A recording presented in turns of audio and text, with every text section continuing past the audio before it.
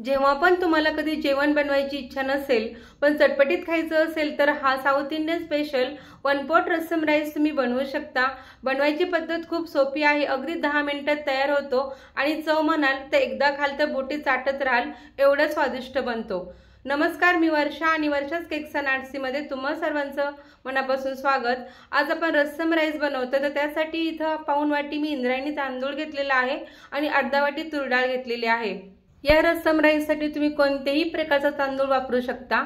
आता पाणी घालून आपल्याला स्वच्छ ही डाळ आणि तांदूळ धुवून घ्यायचं आहे, कारण यांना पावडर लावलेली असते। आधी बघा, आता हे पाणी आपल्याला काढून टाकायचं आहे। मी इथं 2 पाण्याने स्वच्छ ही डाळ तांदूळ धुवून घेतलेले आहे आणि आता 1 ग्लास पाणी घालून आपण झाकण ठेवून 30 मिनिटांसाठी हे भिजून द्यायचं आहे। तर एका वाटीमध्ये लिंबा एवढ्या चिंचेचा गोळा घेऊन तो पण भिजत ठेवायचा आहे। आपण नंतर चिंचेचा रस वापरणार आहोत। हा रस्सम राईस आपण कुकर मध्ये बनवतो, तर त्यासाठी कुकर मध्ये 1 चमचा तेल आणि 1 चमचा तूप घालून घ्यायचं।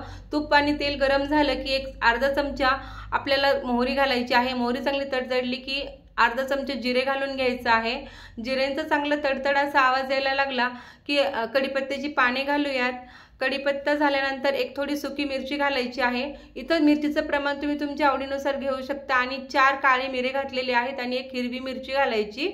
उलटण्याने थोडं हलवून घेऊ। आता इथं आलं लसूण मी असं चेचून घेतलेलं आहे, ते पण घालून घ्यायचं आहे।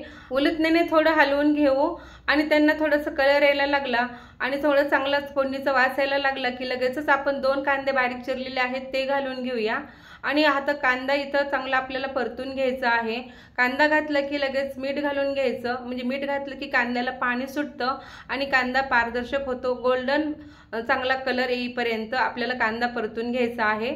गॅसची फ्लेम ही मध्यमच ठेवायची आहे आणि तुम्ही बघू शकता की इथे आपल्या कांद्याला चांगला गोल्डन कलर आलेला आहे। तर इथे मी 3 टोमॅटो बारीक चिरून घेतलेले आहेत, ती पण आता घालून घेऊ।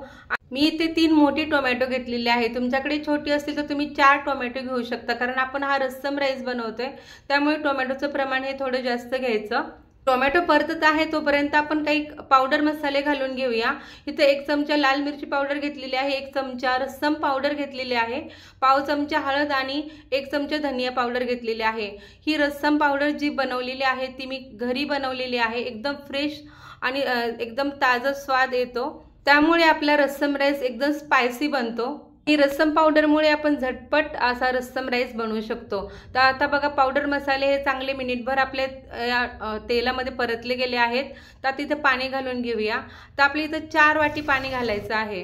हा राईस थोडा सरसरीत असतो, त्यामुळे पाण्याचं प्रमाण थोडं जास्त घ्यायचं। इथं पाऊण वाटी तांदूळ आणि अर्धा वाटी डाळ, यासाठी 4 वाटी पाणी एकदम पुरेसं आहे। तर इथे बघा, पाण्याला चांगली उकळी येऊ द्यायची। पाण्याला उकळी आल्यानंतर इथे आपण डाळ आणि तांदूळ जे आपण भिजत ठेवलं होतं ते आता घालून घेऊया। असं डाळ आणि तांदूळ भिजवून घेतलं की आपला राईस शिजायला जास्त वेळ लागत नाही। डाळ तांदूळ भिजत न ठेवताही तुम्ही हा रस्सम राईस बनवू शकता, पण त्यासाठी जरा कुकरच्या शिट्ट्या होण्याचा जास्त टाइम लागेल किंवा कुकरच्या जास्त शिट्ट्या कराव्या लागतील। डाळ तांदूळ घातलं की असं चमच्याने एकसारखं हलवून घ्यायचं, म्हणजे सगळे मसाले हे चांगले मिक्स होतील। आणि आता आपल्याला झाकण लावून कुकरच्या 2 शिट्ट्या करायच्या आहेत आणि गॅसची फ्लेम ही मध्यम टू हाय ठेवायची आहे आणि 2 शिट्ट्यामध्येच कुकर बंद करायचा आहे। बघा, कुकरच्या शिट्ट्या झालेल्या आहेत, कुकरची वाफ पण थोडीशी गेलेली आहे आणि थोडी वाफ मी अशी शिट्टी काढून घालवलेली आहे। आणि इथे बघूया आपण की आपला राईस कसा शिजलेला आहे।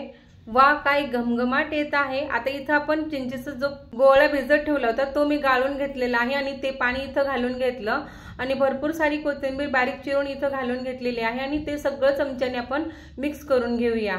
बघा किती छान दिसतो आहे आपला रस्सम राईस, एकदम बघता क्षणी तोंडाला पाणी सुटतंय ना। आणि बघू शकताय तुम्ही या भाताची कन्सिस्टन्सी एकदम परफेक्ट झालेली आहे। असाच आपल्याला रस्सम राईस हवा आहे। तर आपण एका सर्विंग प्लेट मध्ये काढून घेऊया। हा राईस तुमचा जरा घट्ट झाला तर तुम्ही गरम पाणी घालून ऍडजस्ट करू शकता। पहा, खाण्यासाठी हा गरम गरम रस्सम राईस तयार आहे आणि तूप घालून किती स्वादिष्ट लागतो, एकदा खाऊन बघा। आणि सोबतच पापड बरोबर तर हा रस्सम राईस एकदम छान लागतो। कोणती भाजी बरोबर असो किंवा नसो तोंडी लावायला, परंतु पापड बरोबर हा रस्सम राईस एकदम स्वादिष्ट लागतो। तर हा स्पायसी, रुचकर आणि झटपट तयार होणारा रस्सम राईस तुम्ही पण एकदा नक्की ट्राय करा। आणि आपल्या चॅनलला अजूनही सबस्क्राइब केलं नसेल तर सबस्क्राइब करा। परत भेटूयात अशाच मस्त रेसिपीजमध्ये. धन्यवाद.